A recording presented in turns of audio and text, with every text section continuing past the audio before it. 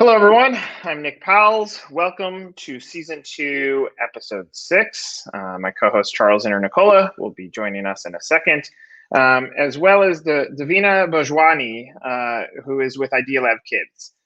As you will see, as we continue to have these discussions, we're trying to give you guys an inside view into how does a brand get to discovering the why them, why now? What is the reason someone would buy into the brand? And we're also trying to use video in a world where some of the in-person interactions, discovery days have been disrupted.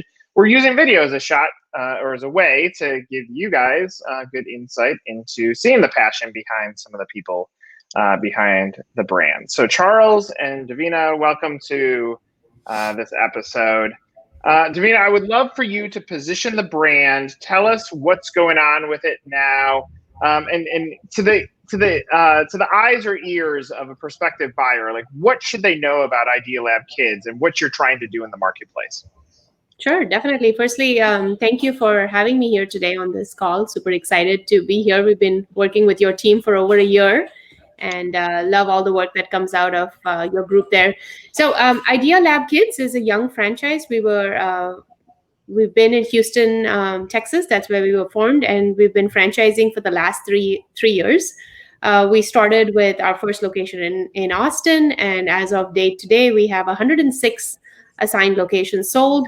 So we've grown pretty rapidly here in these last short 3 years.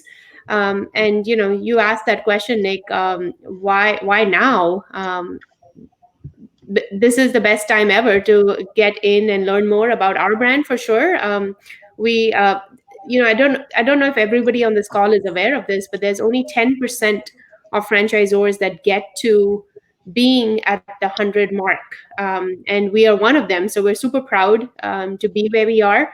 And in terms of growth, we've been supporting our franchisees to right from the first day when they begin to signing their location, to finding it, to building it out, and then supporting them to open their locations and offer these classes.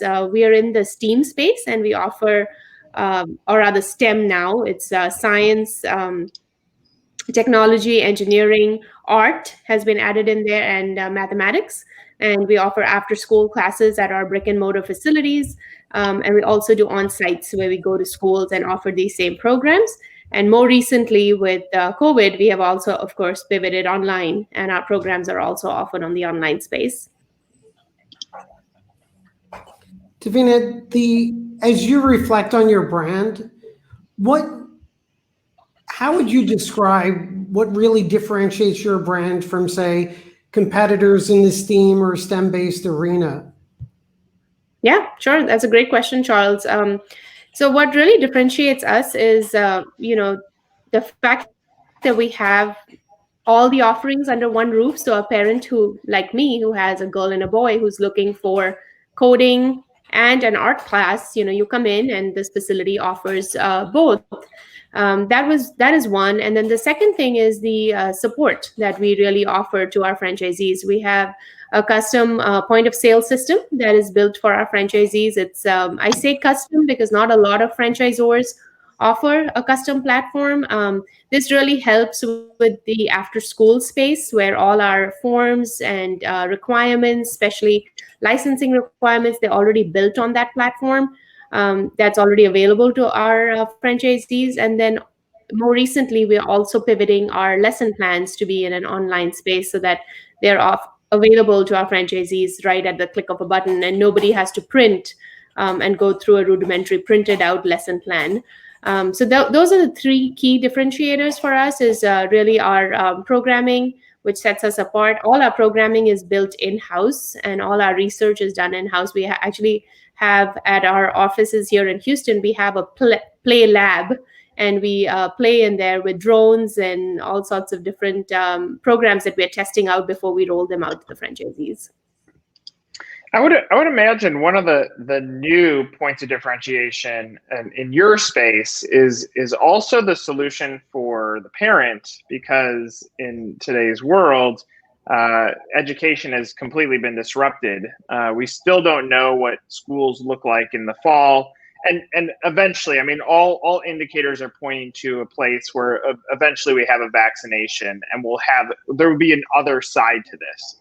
But for finding the point of differentiation fast and creating solutions so that you could take your programs into a virtual setting, does that end up getting good validation back from the franchisees currently? Are you getting great accolades from the parents saying, thank you, you're at least giving me a little bit of break from the hardships of managing my children in my house full time and most likely having a job? Give us some insight into that sort of stuff. Yeah, excellent question, Nick. As soon as the pandemic hit, right, we all had different levels of feels like grief that we all went through. Some of our franchisees froze up and didn't know where to go here. But as a brand, we pivoted and we said, okay, what does the community really need right now? And you said it, the parent who's just like you and me at home, working from home, and now has to take care of the child and figure out this online school, which is a completely new space for the parents. And they have become not just a parent, but an employee, and they're wearing a hat of being a teacher. So what we did with our franchisees was, and just so you all know this also, is we are licensed as a daycare. So we were allowed to be open during the pandemic, which really helped the essential care workers. So in the areas like the medical center in Houston, where we had a lot of essential care workers, they could still go to work and they could send their kids to Idea Lab. And then for the ones that did need help, where the kids were working from home, what we did was we set up a program where the child could come to Idea Lab, and we took care of the online schooling space. And that's something that we're looking at for fall as well. So we really helped them with the online school. And alongside with that, they also still got the STEM benefit and got some programs with us. An example would be like kitchen chemistry, which is a class that we do, or our coding classes, which are also very popular at our facility. And then in the summer right now, this is our big niche where we're also known for our summer programs. Currently, a customer could enroll either at our online facilities and do an online program for their kids if they're still not comfortable coming into a brick and mortar, or they could come to our facility and do a summer camp with us. And these are short camps, either 3 hours or 6 hours long. Devina, in terms of your system and operations, are all the locations brick and mortar, or franchisees offer off-site services, or is everyone based in a brick and mortar location? So yeah, that's a great question, Charles. We have brick and mortar locations, but we also have franchisees. So the business model is that they have to open a brick and mortar location after the first 6 months of signing their franchise agreement with us. So we are different than some of our competitors in the space who are just mobile. But our first 6 months of being a franchisee is really growing your brand presence in the online space or in community centers. We can go into community centers and take this program mobile and educate the children in that facility or those in those communities about our programs. And one thing that we saw that there was a big need for as soon as the pandemic hit was do it at home STEAM projects. So we went online. We used to do Facebook Lives.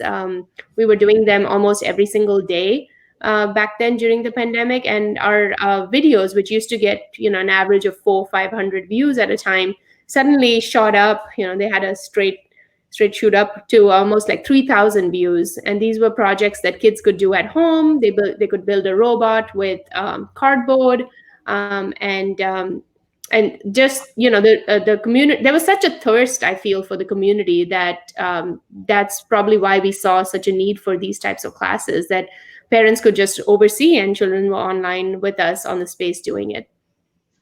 I would imagine that there's tremendous opportunity for where the business can go too, because if we're being real, and I can say this for my own children's education, do I think a gym class is necessary? Maybe.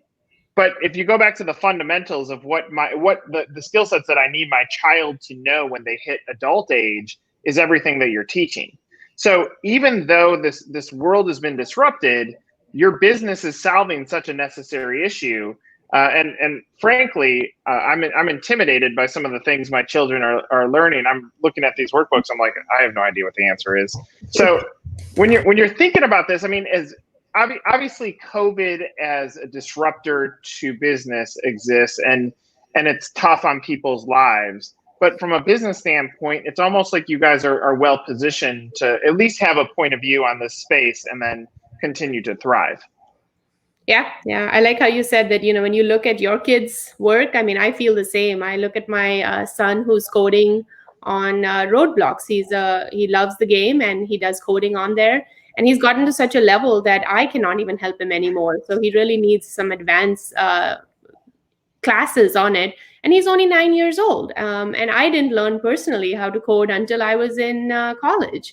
So definitely a big shift in terms of education, and a much needed shift as well, because as a community, we don't graduate enough engineers here in the nation or worldwide for that matter. So really, these kids are being exposed to all of these skill sets that they're learning at a much younger age at elementary schools. And if that clicks with them, they like it, you see that automatic switch on and they just keep going with that.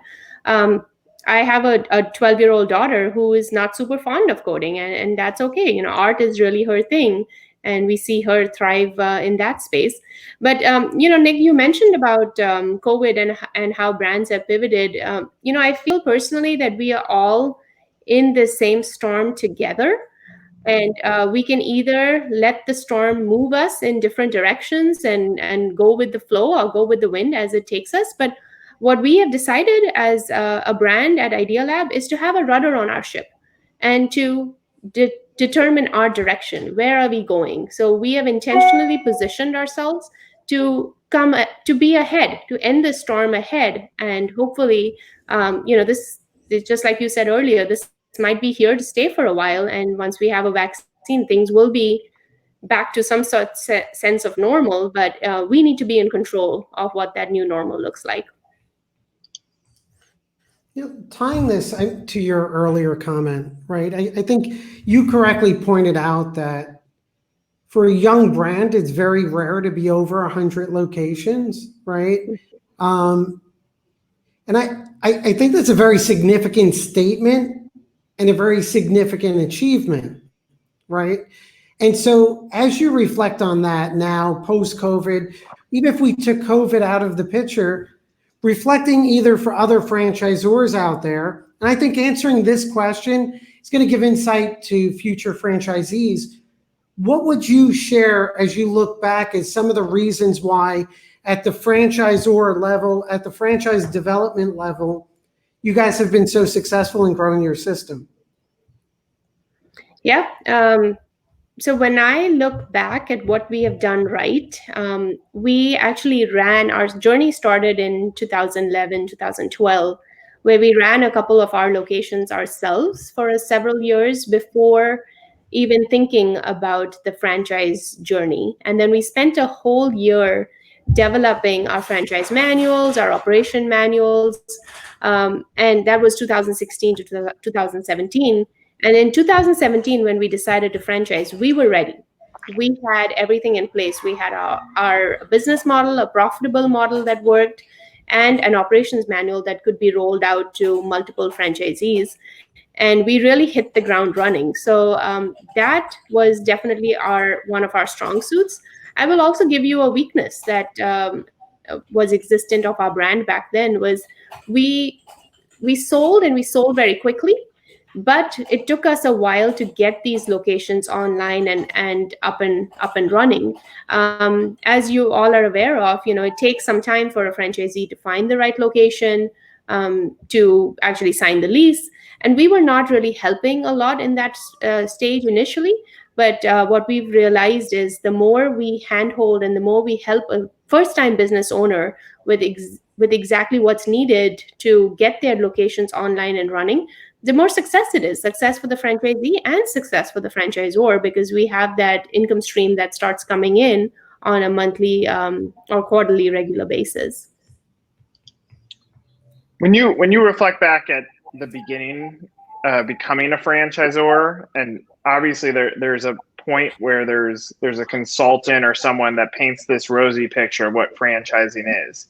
What is one thing that, as you reflect back, you're like, yeah, this actually happened the way we expected?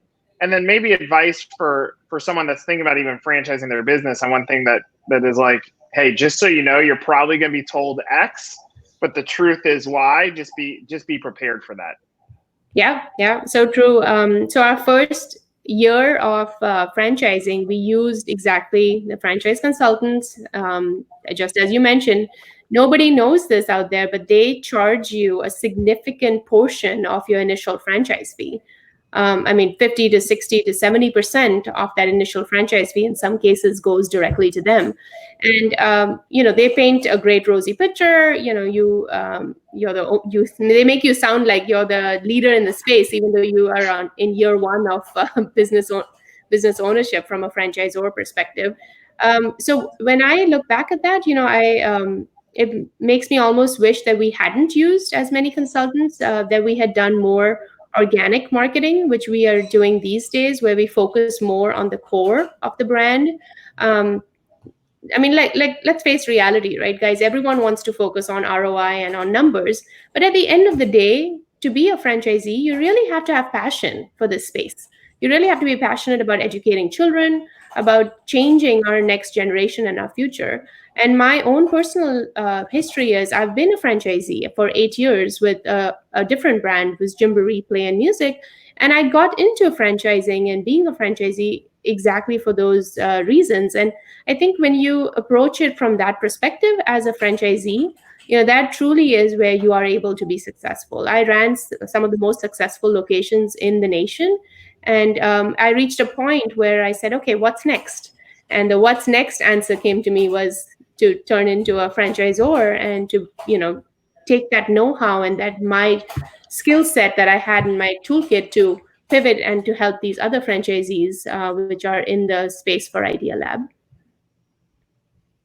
So what, as you plan ahead, and I think the answer may be to keep building out your technology and your systems. And so what mindset or what's your focus to continue to stay ahead? And really you're at a pivotal point as a franchise system, right? Very few brands get to that 100 unit marker. What's your thoughts on growth over the next 2, 3, 4, 5 years? Yep. So we are very intentional with our growth, and our next plans are really to grow. We're currently in about 8 states in the United States. We also have some brand presence in Canada.